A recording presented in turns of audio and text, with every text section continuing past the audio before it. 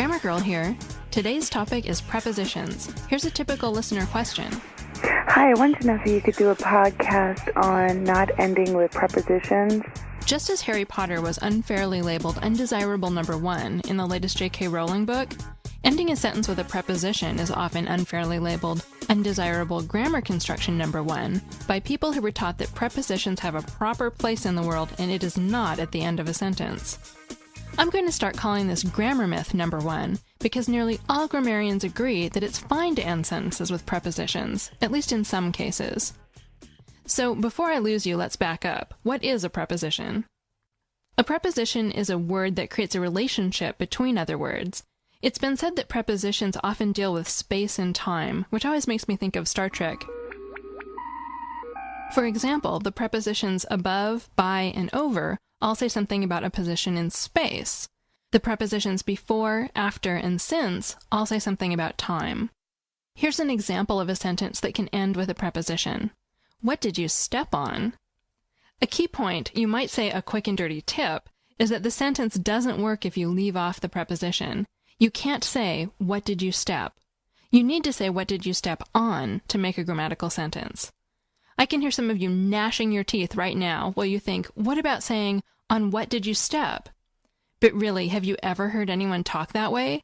I've read long, contorted arguments from noted grammarians about why it's okay to end sentences with prepositions when the preposition isn't extraneous, but the driving point still seems to be nobody in their right mind talks this way.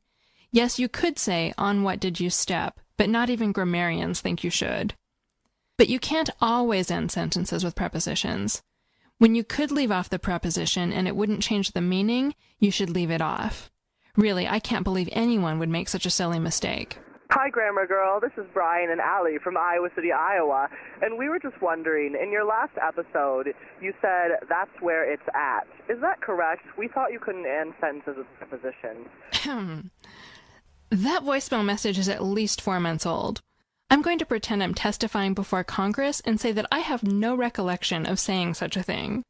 But if I did say that's where it's at, I'm so sorry. Oh, the horror, because that is one of the instances where it's not okay to end a sentence with a preposition. I need to do some kind of grammar penance, such as memorizing all the academic grammar words that start with I, imperative clause, indefinite article, idiot. The problem is that the sentence, that's where it's at, doesn't need the preposition. If you open the contraction, it''s, and say, that's where it is, it means the same thing as that's where it's at. So the at is unnecessary. The problem with unnecessary prepositions doesn't just happen at the end of sentences. People often throw extraneous prepositions into the middle of sentences, and they really shouldn't. Instead of saying Squiggly jumped off of the dock, it's better to say Squiggly jumped off the dock. You see, you don't need to say off of the dock. Off the dock says the same thing without the preposition. A listener wrote in saying that he often hears people say outside of, when outside by itself would do just fine. And he's right. You should say, he's outside the door, not he's outside of the door. To get back to the main point, the bottom line is that it's okay to end a sentence with a preposition as long as the preposition is needed. One caveat is that many people think it's wrong, so I wouldn't advise ending sentences with prepositions in critical situations. For example, you shouldn't do it in a cover letter for a job you really want. I always say it's better to be employed than write.